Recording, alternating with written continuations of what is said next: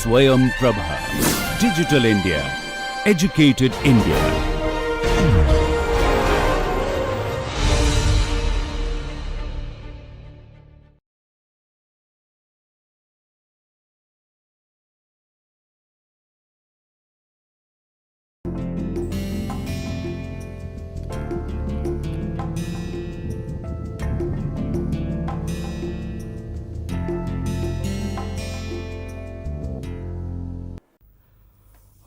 Okay, let's now get back to the viscous instability study of a parallel boundary layer. Here in a nutshell, we can follow the step. This is our governing equation for the disturbance quantities given in terms of the amplitude of the normal velocity. You also realize that normal velocity could also represent the amplitude of the stream function, because if I take a stream function like this, suppose I represent a disturbance stream function like this in terms of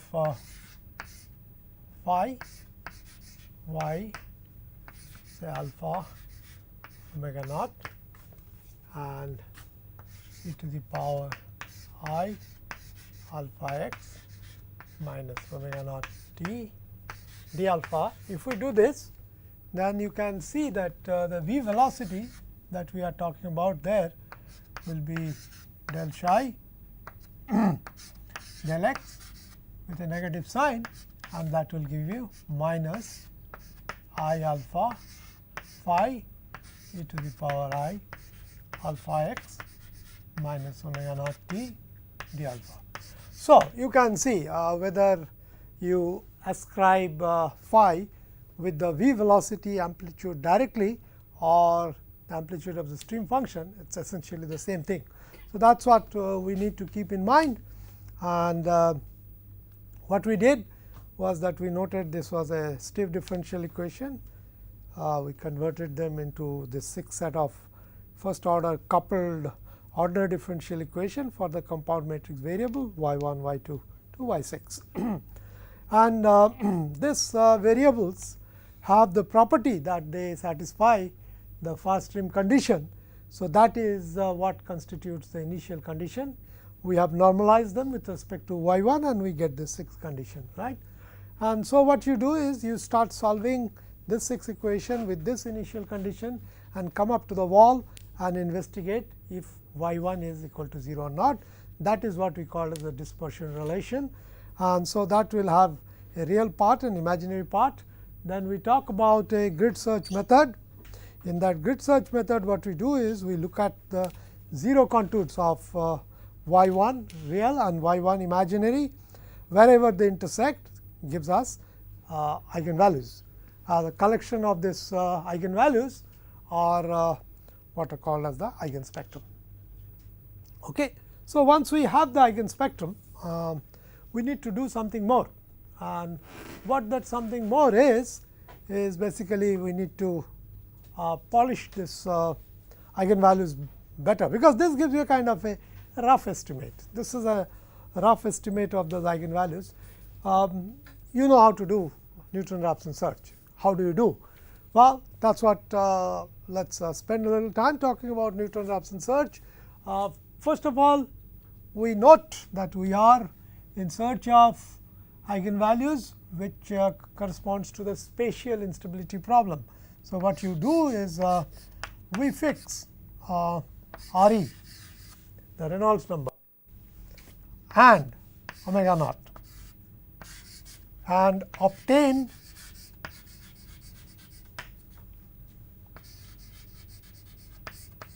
complex alpha as the eigenvalue, right.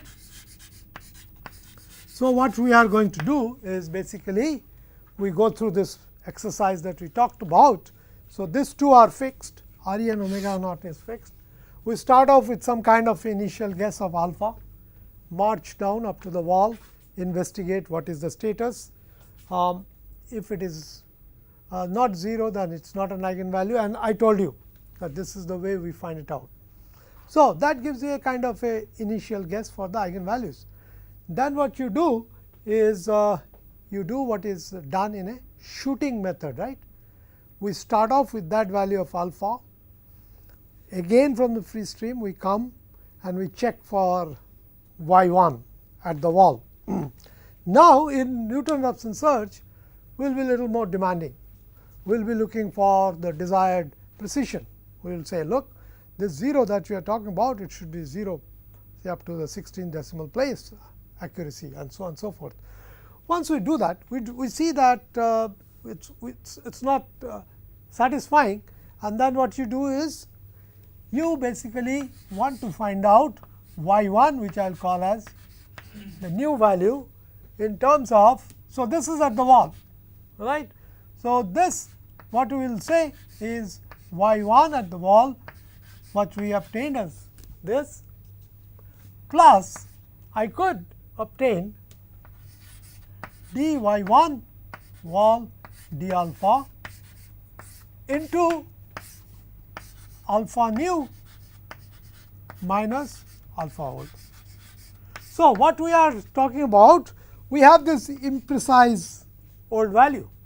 So, we want to put this value to be equal to 0. So, if I do that, this will be 0, this one will be this, plus this I will have a numerical estimate. Numerical estimate will give me some kind of estimate of this kind. So, this I would be evaluating where? Corresponding to the old condition, right. So, this is basically corresponding to the old condition times well alpha nu minus alpha old. Okay. So, what do we get from here? We do get this value, right. What this value is going to be? I will first take this on the side, divide by this and then add to that. So, I will find alpha nu should be equal to alpha old minus y 1 old divided by this quantity delta y 1 w by delta alpha, right. So, this is your Newton-Raphson search actually. So, basically it depends on how accurately you evaluate this first derivatives and how these two quantities are with respect to each other. If they are close to each other, then the subsequent terms are negligible, right. That is the whole idea. So, that you can just simply take this first order representation and get an estimate for nu, and you can keep doing it again and again. That's the essence of Newton-Raphson search, and you find it out what you get. So, at the end of that activity, you are going to get an estimate for alpha real and alpha imaginary, and that is what we like to plot. What I have shown you here is a plot of alpha imaginary in RE omega naught plane. Now, this is something what we have talked about in the spatial problem. We fix the frequency omega equal to omega naught. However, when we write this,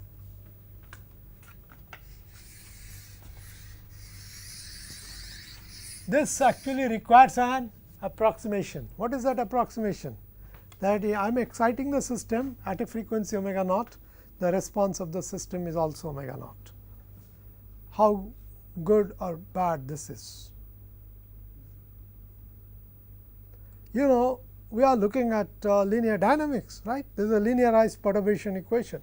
So, for a linear system, one would intuitively say that this is a pretty good approximation, and this is what is called as the signal problem.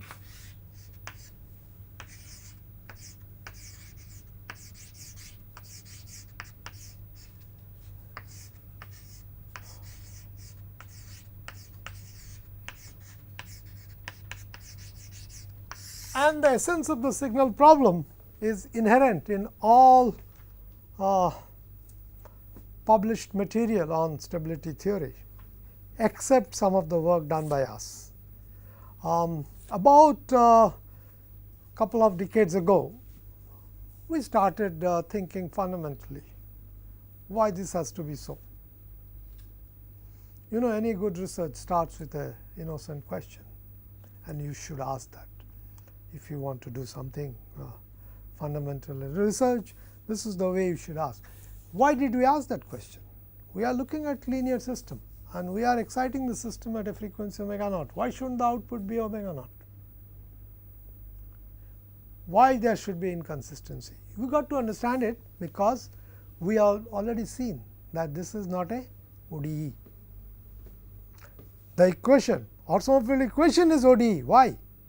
Because we are looking in the wave number plane. So, that space dependence has been masked there. So, it is not simply an ordinary differential equation. If it was ordinary differential equation, then giving omega naught and expecting omega naught in the response field is perfectly justified, but we have a space time dependence of the problem. And in a space time dependence of the problem, we have what we called here as the dispersion relation. It may so happen that the initial transient at initial times, the dynamics may be more complex than what you are used to expecting from a steady state assumption of signal problem. That assumption relates to what will happen over a long time, but in the initial phases of the evolution of the variable, it is quite unlikely that you will only see omega naught. We will talk about it in greater detail. When we do not do such an assumption, what do we get? So, what happens is, in this case, we are assuming a signal problem, and this is what is the consequence. Plotted omega naught in the y axis, RE on the x axis. RE is defined in terms of the boundary layer edge velocity, the displacement thickness, and the kinematic viscosity, that we are quite familiar with. Omega naught is a circular frequency that we can relate to the frequency in hertz by multiplying by 2 pi, and we non-dimensionalize it by multiplying it by a time scale, and the time scale is the length scale by the velocity scale. So, this is our omega naught 2 pi f times delta star by u e. What we have done here? We have reorganized it. Then what we have done here? We multiplied this 2 pi f with nu and divided by u e square. So, that we have a u e upstairs and delta star is as it is there, and we have multiplied by nu, we divided by nu. So, what happens is omega naught is now a product of two quantities f times r e.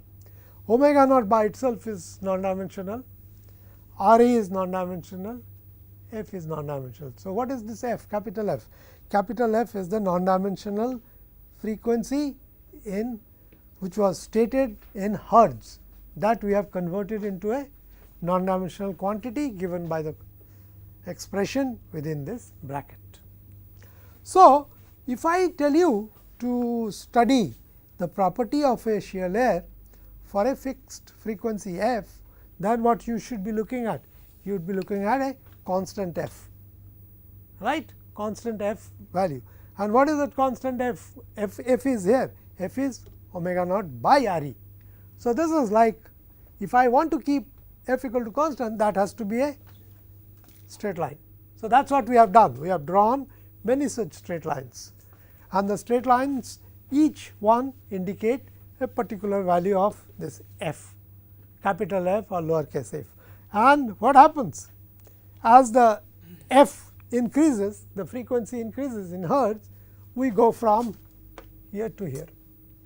And when we go this way, then we see that for each of these combinations we can find out the alpha or alpha I value.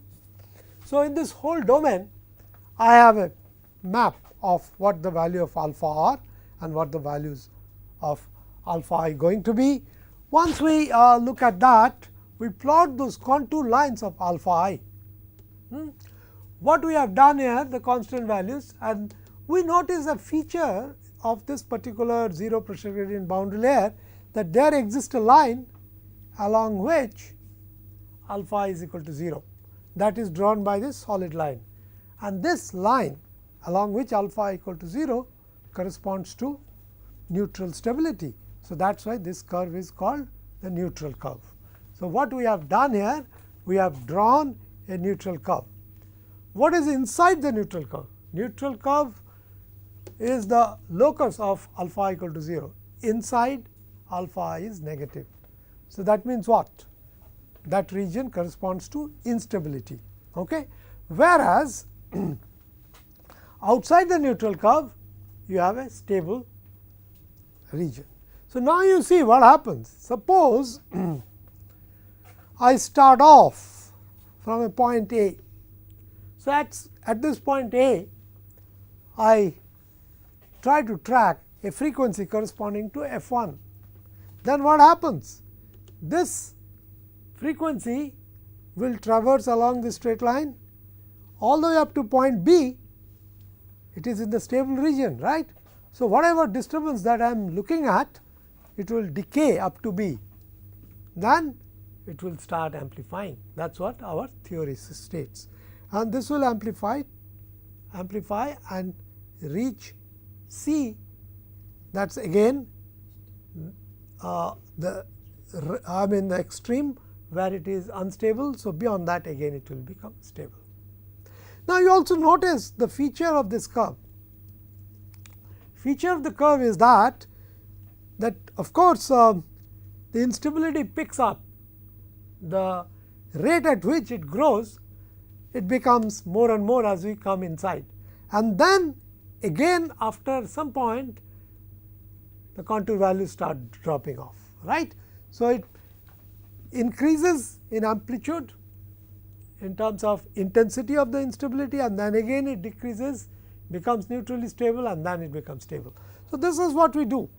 And now, suppose at the same location, instead of looking at this frequency f1, we are looking at a frequency f2. f2 is greater than f1, right.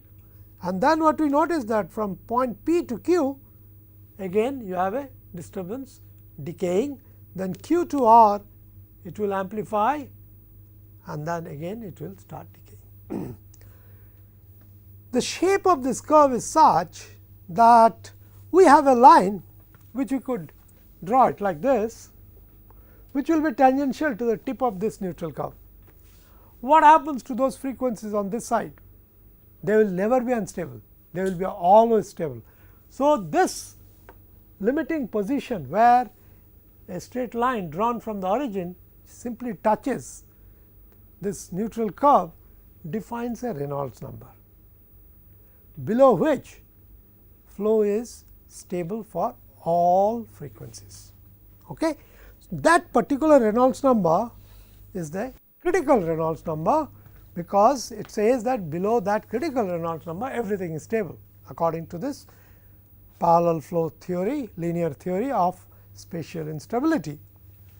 So, got to remember that this is roughly around 519 for the Blasius profile, and this is what we should keep in mind. And how good or bad these results are, we will come to it later, but let us now look at some of this other features. We have talked about this. Now, you saw that neutral curve was something like this.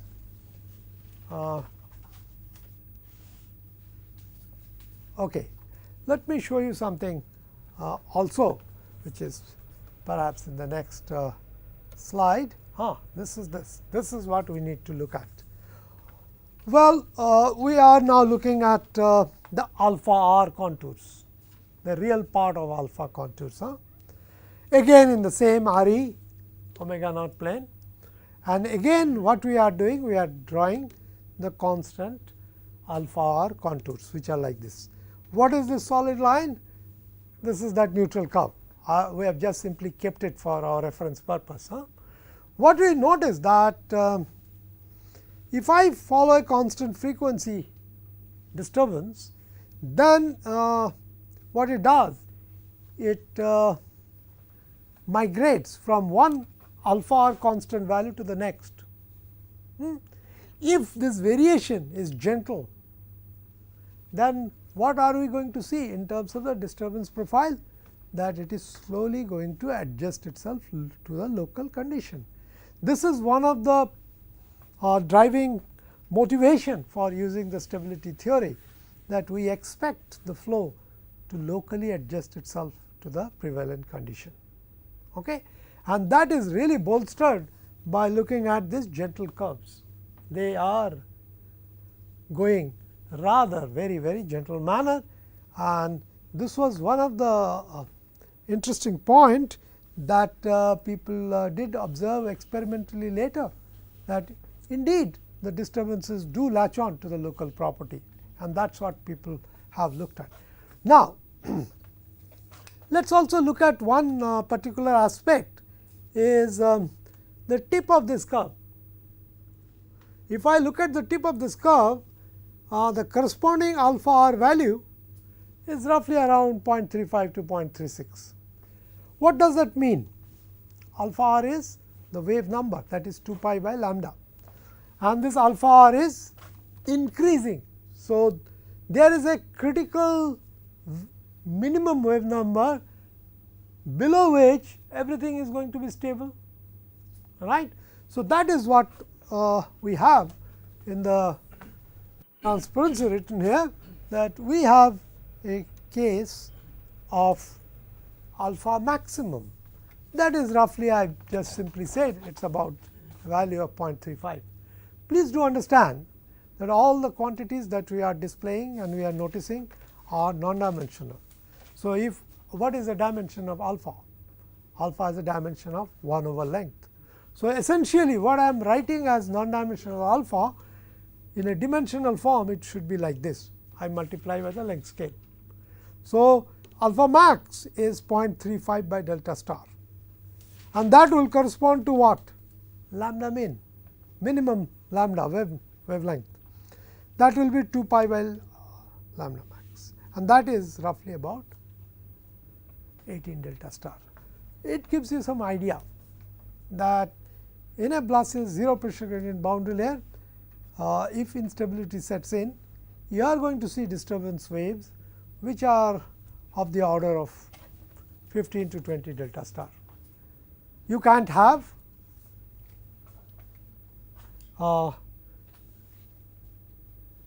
smaller than this. All the disturbance wavelength will have to be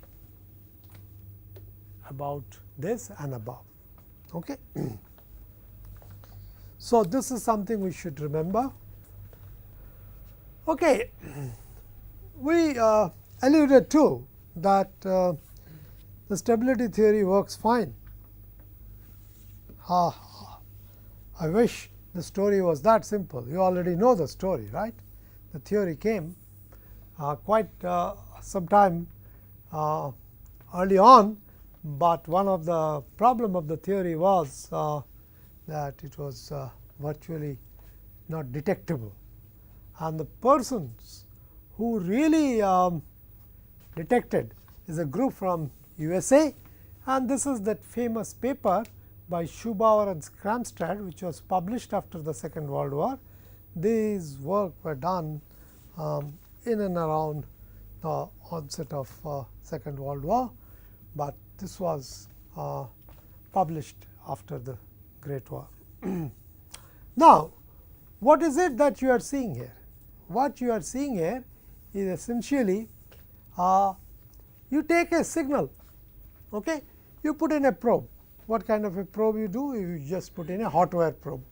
You put in a hot wire probe inside the boundary layer and put the signal on an oscillogram, and in the oscillogram this is what you are going to see. So, these are fixed location.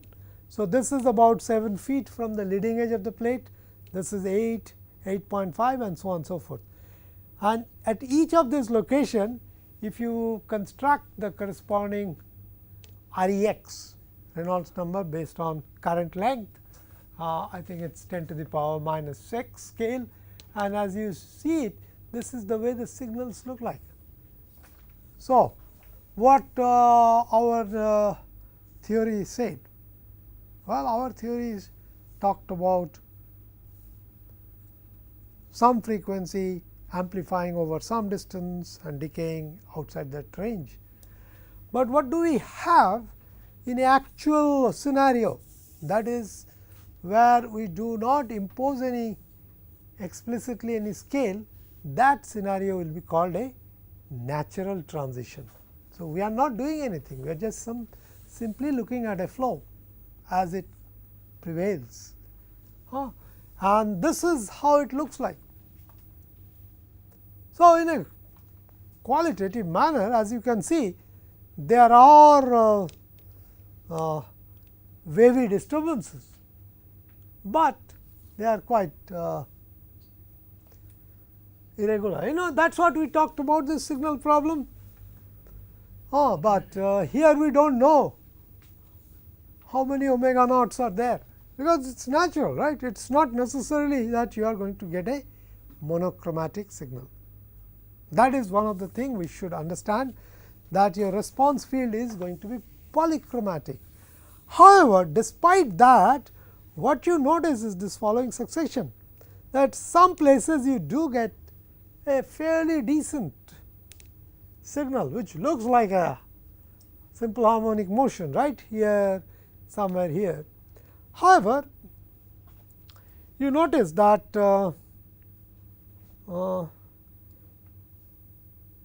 this signal, what you are seeing here, the trace has been multiplied, magnified by a factor of 4 to see this. So, otherwise if I remove this factor of 4, this will hardly be seen. This signal is magnified 3 times, this is magnified 3 times, 3 times, then we did not magnify it 3 times, we magnified 2 times, and this is what we get. And then these are not magnified at all. Now, as we can see that starting off from the leading edge, as we go along down the flow, we see that 2 things happen. The signal strengthens, amplification is seen. And what about the content, frequency content of the signal? Frequency content is quite dissimilar. See, that is what I have talked about this signal problem. What may happen, that initially I may have a band of frequency, but that band itself keeps changing as we go down, and this is something what you would like to call as post transitional flow or a turbulent flow. So, this is characterized by very high frequency oscillations. This is something we need to understand, that 2 things happen in actual flow. The linear theory, even though it is all right, it is going to be valid when the amplitude is smaller, because amplitude grows, then we see a qualitative change in the flow pattern. This actually suggested something to those group of scientists in National Bureau of Standards. They realized that if you want to really probe, the instability and transition in a flow, you cannot depend upon natural transition. It's very irreproducible, because I could take the same plate and I could go in another tunnel, maybe in the same lab itself, but in another tunnel, and I will do the same thing. I will see the oscillogram trace and I would see something different. Why? Because the disturbance background is different in different tunnels, right.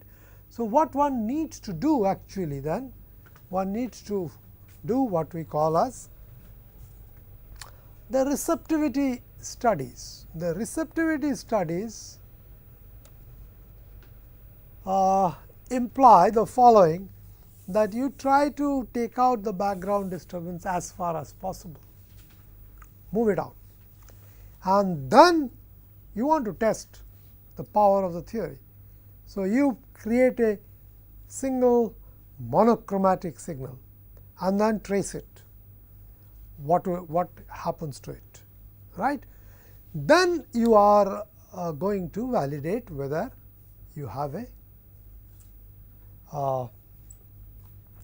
a good theory with you or not. So, for example, we want to, let us say, now follow a fixed frequency f1, and we have already talked about this neutral curve, have this thumb shape size, and the lower branch is called the branch 1, the upper branch is called the branch 2. This is the usual terminology.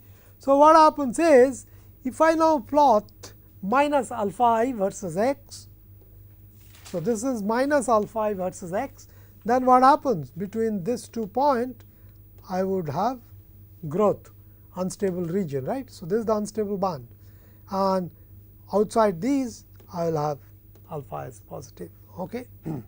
Now, what have we already seen from the spatial theory description, that I can calculate this spatial growth rate as minus alpha I, which is nothing but 1 upon a dA dx. So, this is rather easy, isn't it? dA by a equal to minus alpha I dx. So, I could integrate. So, ln a equal to integral of alpha I dx. Then of course, I can take that. So, what I have done is, I have written it down that ln a, I have gone from an initial station x naught to some current station x. At that initial station x naught, let me call that amplitude a naught. Then at the current station, I have the amplitude a of x. So, a of x is nothing but a naught e to the power minus of x naught to x a alpha I x dx. Why did I put this x within parenthesis of alpha I? Again the same thing that we talked about, that this is what we are expecting. We are expecting that the flow will latch on to the local condition, right.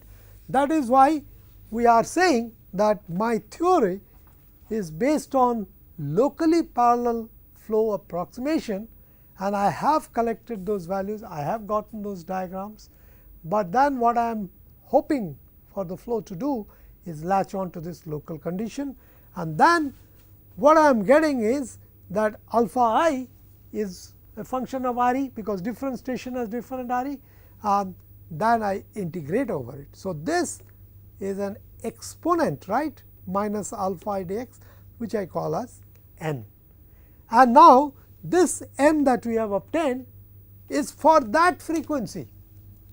So, this n itself is a function of that particular frequency. So, different frequency will suffer different types of amplification, right. So, this is one of the way that we like to do.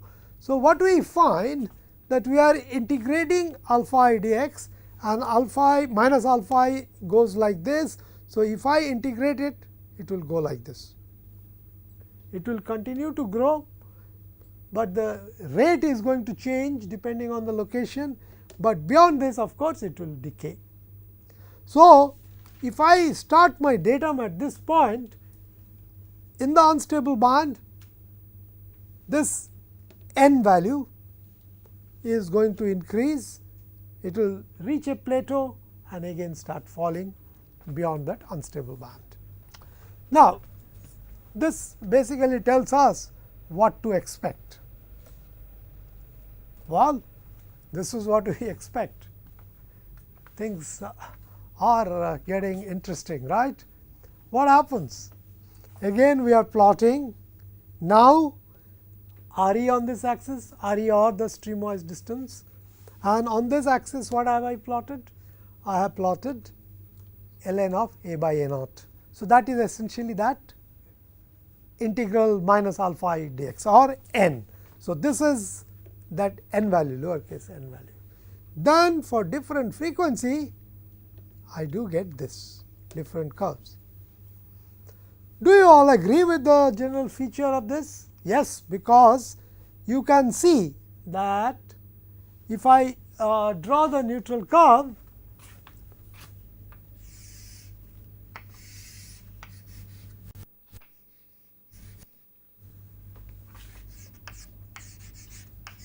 this is the way the neutral curve is, right. Now, if I look at a low frequency, then what happens?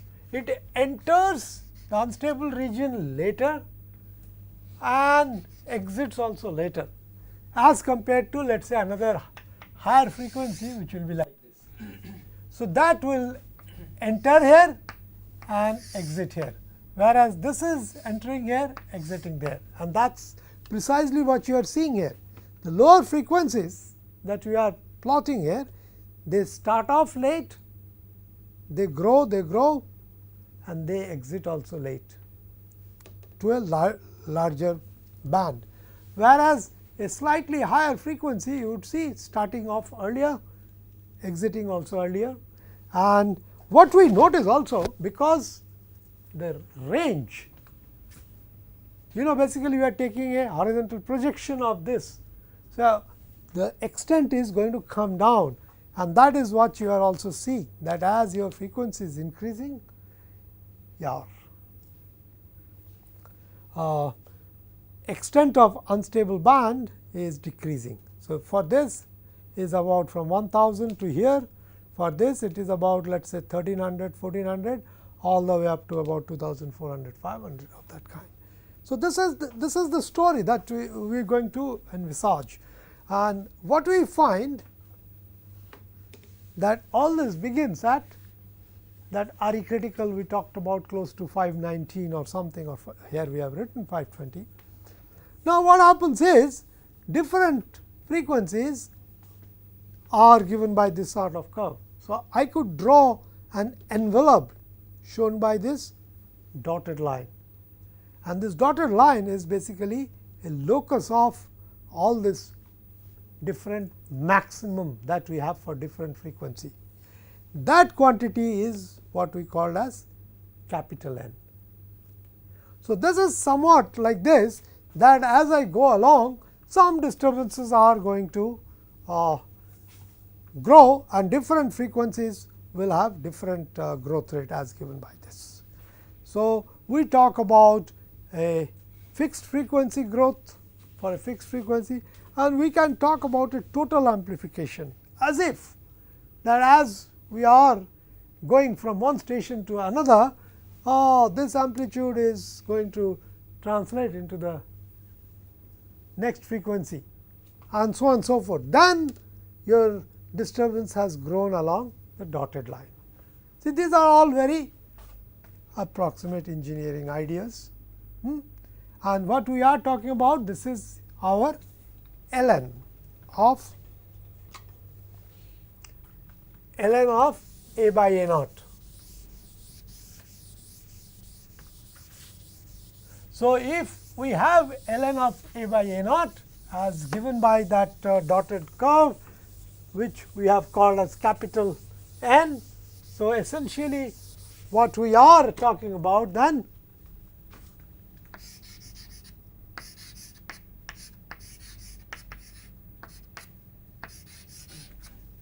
okay. So, that means what?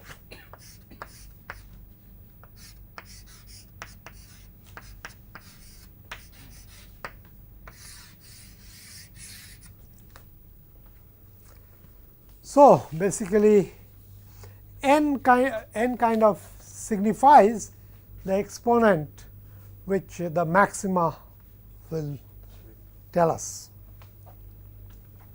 Okay. Now, let us say a few things. What people do then? What is unknown in stability theory? We do not know what this A naught is. We cannot say, right? We are talking about relative amplification. That is what we are talking about, and that determines on this n curve.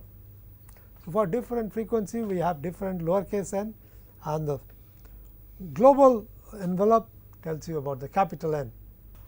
Okay, so, now basically then that is the story of disturbance growing inside. What was achieved by this specific experiment of Schubar and Skramstad was basically identification of that RE critical, and then tracking a fixed frequency disturbance, the extent of growth range, and so on and so forth. Those are the success stories of the stability theory. Even today,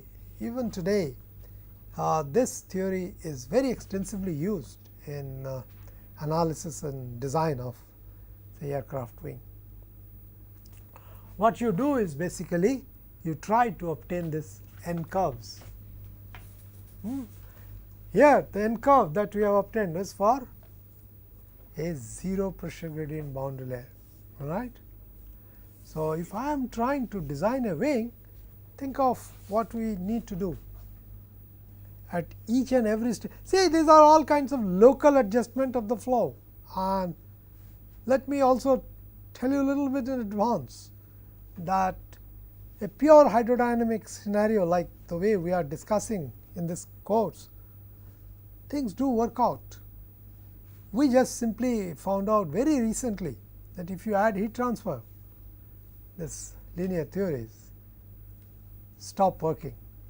So, please do not get too carried away, because you would be coming across various claims where people would say, oh, we use a very sophisticated theory called e to the power n method, and this is your e to the power n method.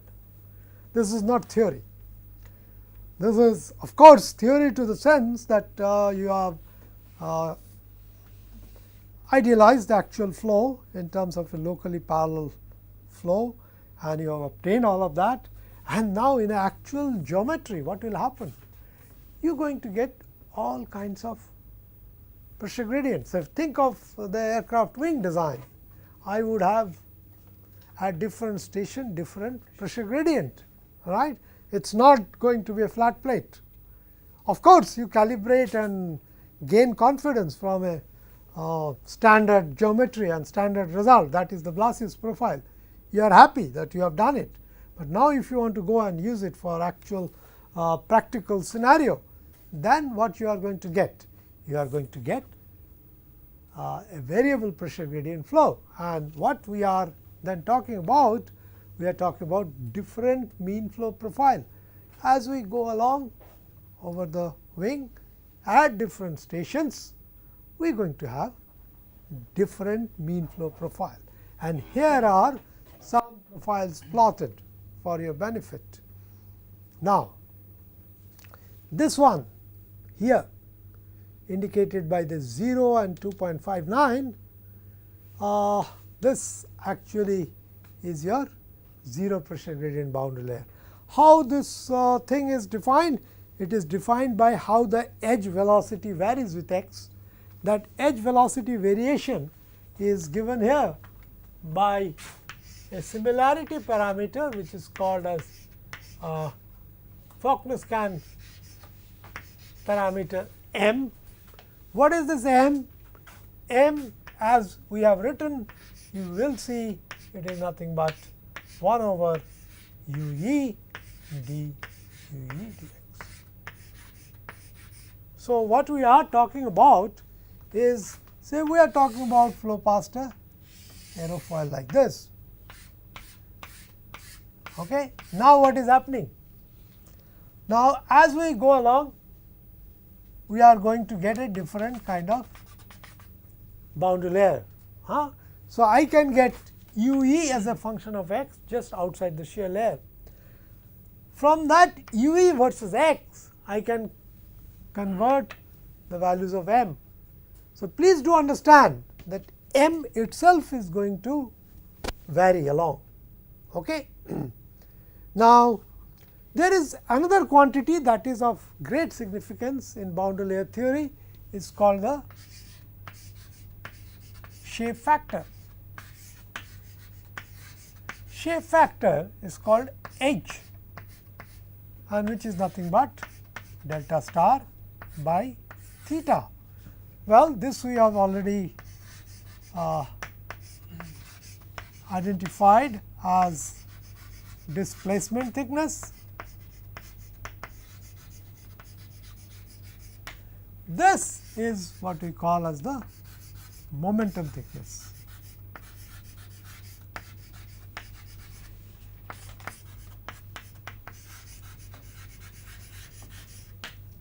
Okay.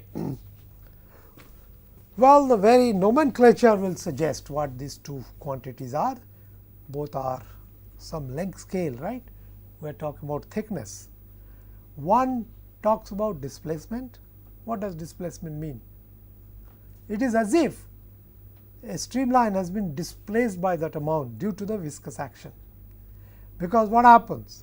Ideally, we would see outside the shear layer we will have the inviscid streamline, but as we come closer to the surface, it has to adjust itself so that you satisfy the no slip condition. So, this is equivalent to as if the whole flow has been lifted up, displaced. That is what is given there. So, for an incompressible flow, what is the definition of delta star? 1 minus u by ue dy, and this we can do it. So, this is what it is. Ideally, it should have been equal to 1, but the viscous effect has brought it down to u by ue. So, we integrate over the whole width to get delta star, and theta is defined like this. You are going to tell me what does this. Those of you who have done a course on boundary layer theory, I hope all of you have done. If you have not, then I may like to spend a day or two later, but at this point in time, let us talk about what this is. Do we have any idea? Anyone? Are you familiar with the momentum thickness? Have you done it before? You have forgotten? You have? So, this basically tells you about the momentum deficit. See, ideally, what was the momentum carried through with the fluid? If you did not have any viscous action, it should have been u is half rho u square. But then now what you have locally? You do not have ue, but you have u. So, what happens is that what is being carried through with the mass is given by u, rho u. Ideally, it should have been rho ue. So, this first factor gives you about what is the actual real mass flow. Now, the second factor tells you that loss in this momentum because of viscous action. Ideally, it should have been 1, but it has come out to this. So, this is the kind of a loss. So, this is the actual mass flow times loss. So, that will tell you about the momentum deficit. So, basically theta tells us about the drag, and this drag, this component of drag comes about because of the no slip condition. So, this drag would be related to the skin friction drag. Okay. So, this is what it is. So, theta gives you an estimate of what kind of momentum that we have lost due to the shear action. Okay. And the shape factor tells you about the quotient of this two length scale delta star by theta. And what we have done here is now the mystery of those two parameters will come. The first 0 that we identified as the Blasius profile, the top 0 represents m, m is equal to 0. If I have a 0 pressure gradient flow, then what happens? d u e dx is 0, it does not change, right, 0 pressure gradient. We can see that, can't we, from Bernoulli's equation if we are looking at the outside flow. So, m is equal to 0 corresponds to Blasius profile, and corresponding h happens to be this number 2.59. Okay. So, that is this line, the second last line from the bottom. Now, what I could do is I could create a flow of different value of m. What is m negatives signify? m negative signify d u e dx negative means u e is right. So, what would that mean?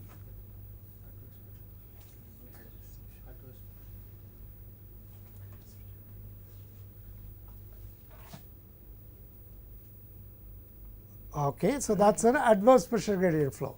So, this case then corresponds to a value of m equal to minus 0.1 and corresponding h has turned out to be equal to 2.8. So, should h increase or decrease for adverse pressure gradient?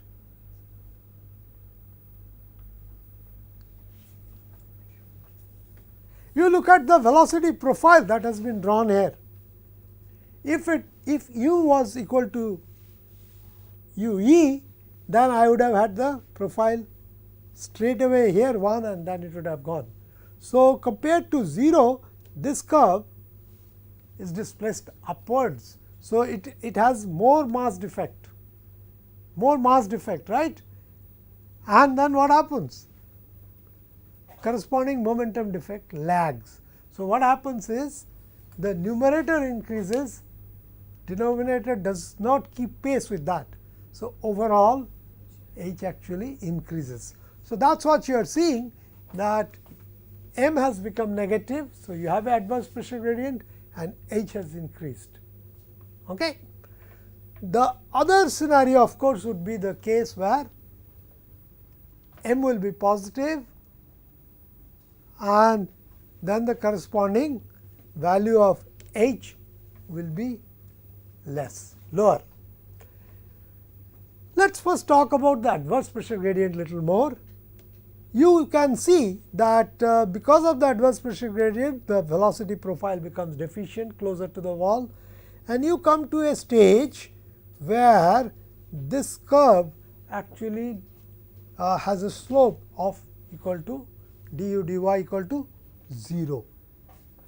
That corresponds to your separation condition. The skin friction locally becomes 0. Right? That is what is the value given here on the for the top curve. Corresponding m is about minus 0.19888 and h becomes 4.03. So, what happens is, if we keep on having this adverse pressure gradient, the boundary layer becomes thicker and the flow has a tendency to separate, and that is the limiting value. Whereas, this is the other case.